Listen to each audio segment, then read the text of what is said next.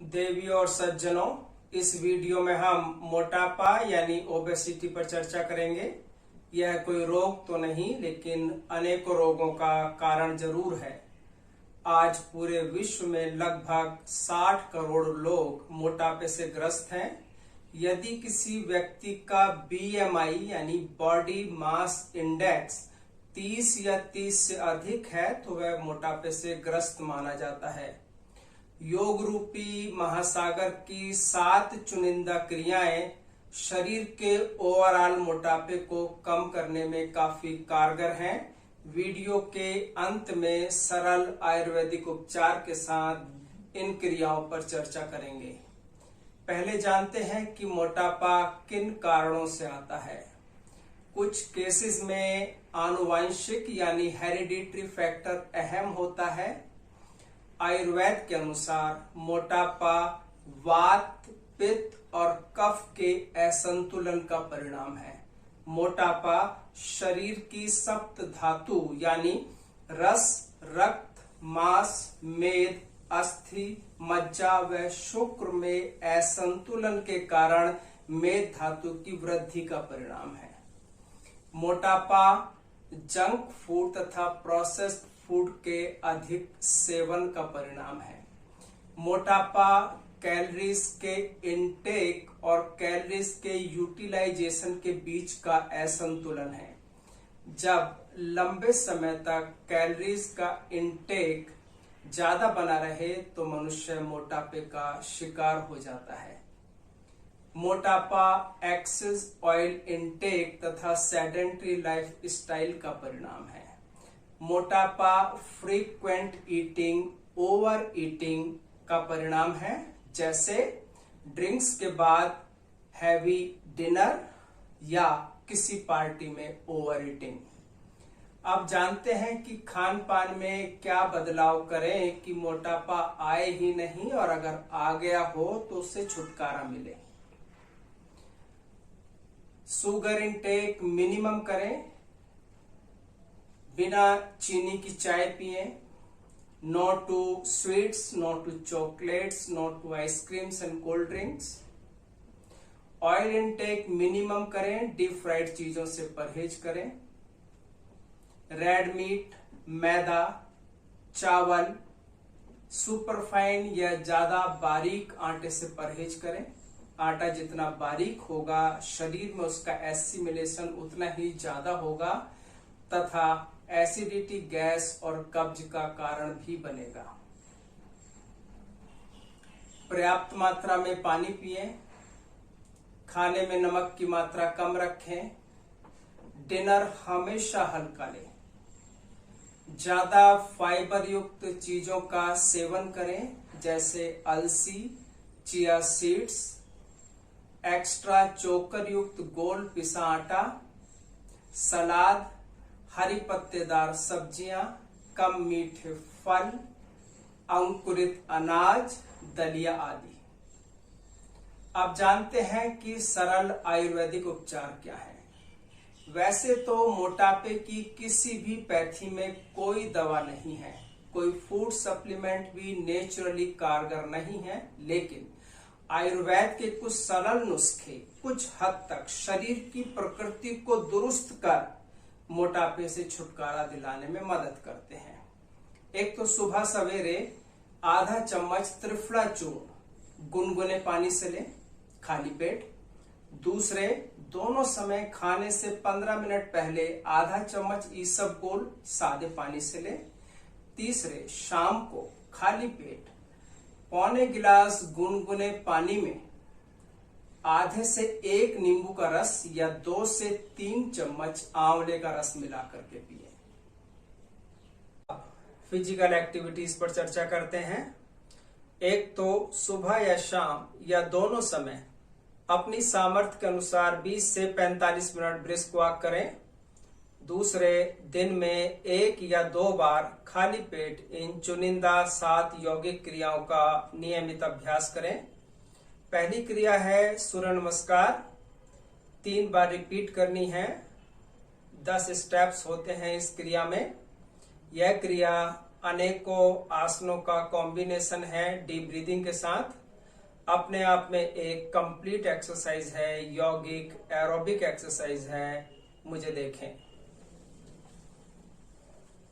Salute to the सन। ओम सूर्याय नमः। 1 deep inhale, bend backwards, Purvottanasana.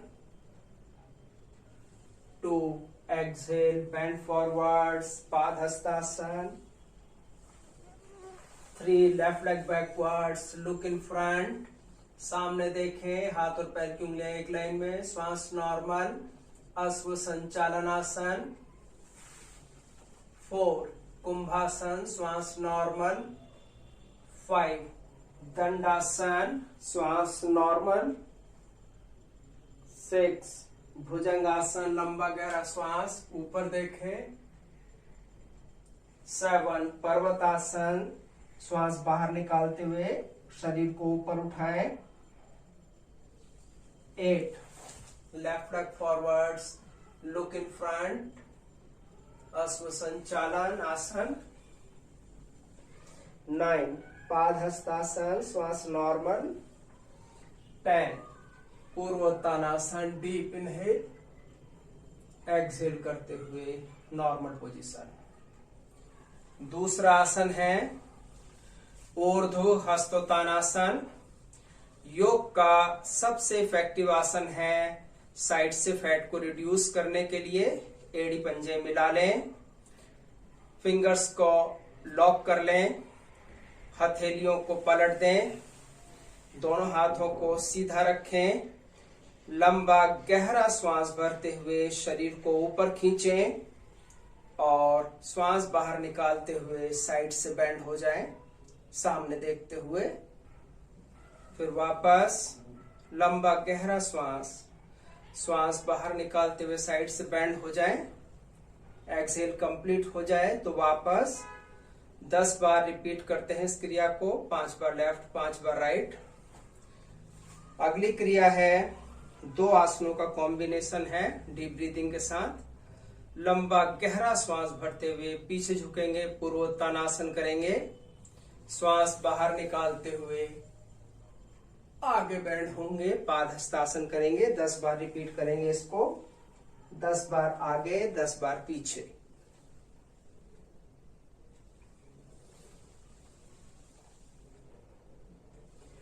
चौथी क्रिया है उत्तान पादासन। कमर के बल लेटकर क्रिया को करते हैं। योग के हजारों हजार आसनों में से सबसे इफेक्टिव आसन है अपर एंड लोअर एब्डोमेन को रिड्यूस करने के लिए, हिप्स एंड थाइस को रिड्यूस करने के लिए। कमर के बल लेटकर दोनों पैरों को मिलाकर रखते हैं, दोनों हाथ सीधे। अभी बिना झटका दिए आराम से दोनों पैरों को 45 डिग्रीज पर उठाकर रोक कर रखते हैं। 30 से 45 सेकेंड अपनी सामर्थ्य के अनुसार, श्वास नॉर्मल।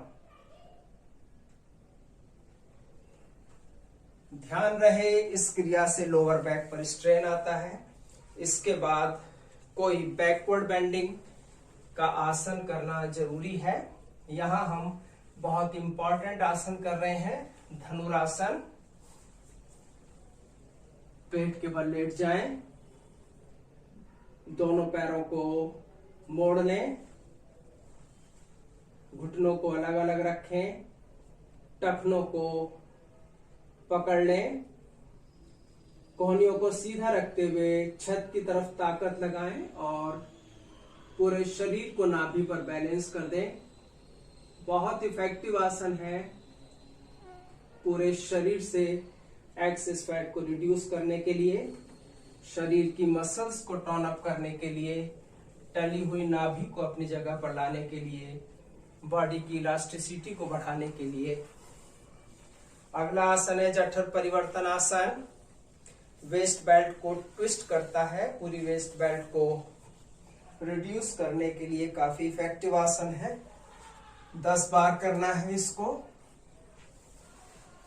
दोनों हाथ सीधे, दोनों पैरों को 90 डिग्री पर ले आए और फिर ट्विस्ट करें श्वास को नॉर्मल रखते हुए। ट्विस्ट करते समय वेस्ट लाइन और शोल्डर लाइन के बीच में कहीं पर भी पैरों को टच करा देते हैं। 5 बार लेफ्ट, 5 बार राइट। अंतिम आसन है द्विचिकासन। यह भी एब्डोमेन, हिप्स एंड थाइस को रिड्यूस करने में काफी कारगर है। इसमें 5 बार लगातार क्लॉकवाइज रोटेशन, एड़ियों से बड़ा जीरो बनाते हैं और 5 बार एंटी क्लॉकवाइज।